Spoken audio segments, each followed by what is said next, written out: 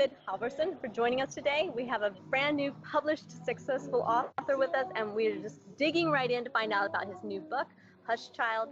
And David, could you just tell us a little bit about yourself and the book, and kind of get us familiar with where you are and what you do? Well, thank you for having me. It's great to be with you today.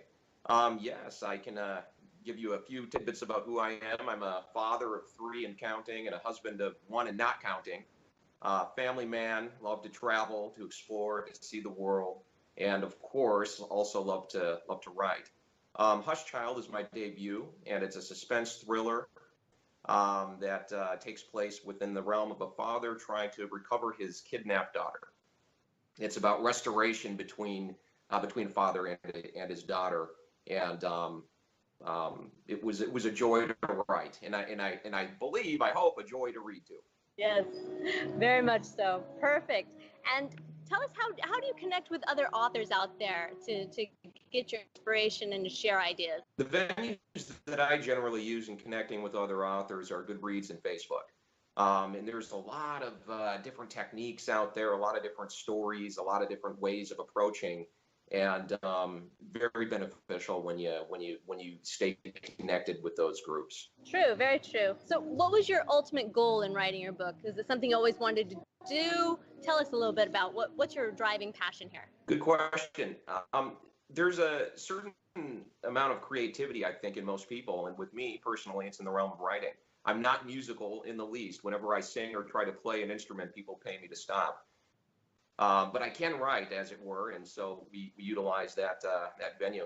What drives me is I feel as though I have a story to tell, and would like to share that story with a broader group of people.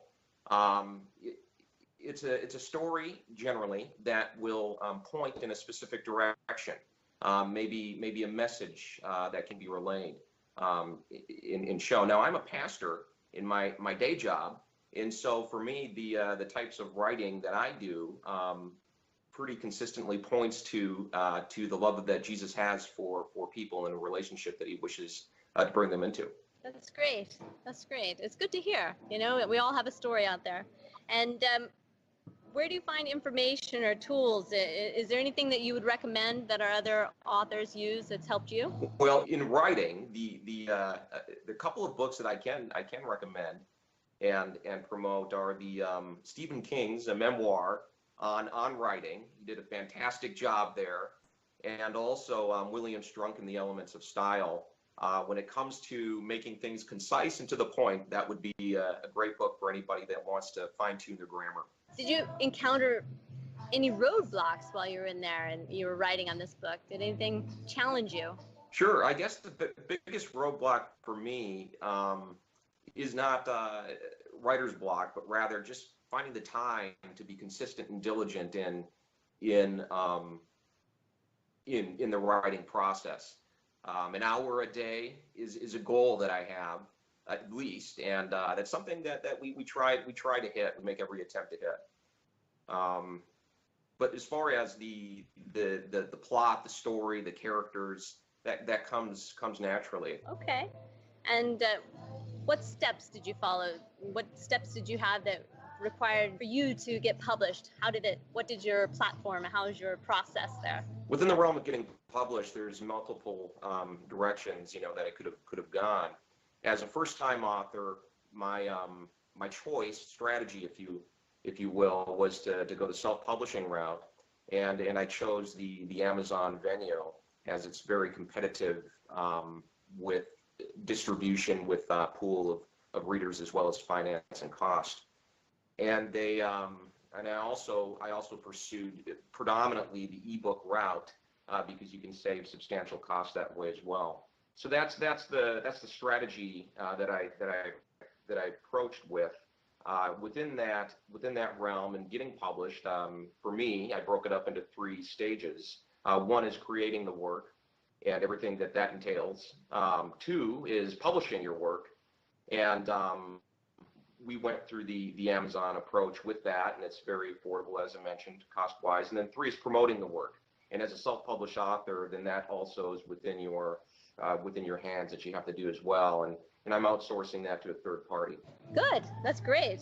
And can you share with us a little bit of the cost, because that's always one of the big concerns with the authors, is how much does it cost to edit, publish, whatever, what were the major costs that they can encounter, and maybe some things they can avoid? Within those three categories of creating, publishing, and promoting, the costs are there within creating your work, and the largest cost, I would say, would be the cost of your time in going about that process, depending if you write quickly or if you're like me and you take your time in doing absolutely everything. There is a cost of time. Fortunately, I'm cheap. I don't know about you, whoever may be listening to this interview, but I'm cheap, and so that cost was manageable. There's also a cost of polishing up your work in places such as FirstEditing, doing an absolutely extraordinarily incredible job in doing that, and well worth the dollars spent there. And then, as far as what option a person takes with publishing, the options such as going through Amazon is very affordable. You're not going to spend much money there if you don't wish to. But then there's the cost within promoting, and that can be affordable if you want to do a lot of that legwork yourself, or you can spend $1 or $2 or $3, what have you, if you wish to really hit that one hard. Perfect. And you mentioned time, so how did you manage your time there? Any advice for our people out there? Well, if you want to do it, then you'll get it done. You can get up early, you can go to bed late. If you're a family man, such as myself, with a day job, then you find creative ways to take that time and to spend it in writing your literary work. True, very true. And so, is there anything you wish you'd done differently? Oh, sure. I think once you get to the point where there isn't something you would have done differently, then we're no longer growing and maturing, and most likely the number one thing for me personally that I wish I had done differently was to do less promotion work myself, and to give that to a third party sooner rather than later, which we're in the process of doing, of having done this time around. There's certain things that we're good at. Some of us are good at writing and others are good at promoting, but for me, I'm not good at both. I can write but can't promote. Were there any fears you had to overcome to achieve your success? Anything you want to share with us about that? Yes, unfortunately, it's it happens within human nature. In writing my work, no, very limited amount of fear or negative emotions, if you will. Once the work is out there to be consumed by the public eye is for me personally when that started to take place as far as the negative emotions. You don't realize that you're vulnerable until your work is out there and people are critiquing it and reading it and applauding it and criticizing it, and you get all of the above. And so those emotions are real. They can be obstacles, but they're obstacles that can be overcome. Okay, so any final words of advice to our authors out there who also want to be published and feel success with their book just like you? I guess what I'll just say to you is twofold. First off, are you supposed to be writing the story? Do you feel is this something that you're supposed to do?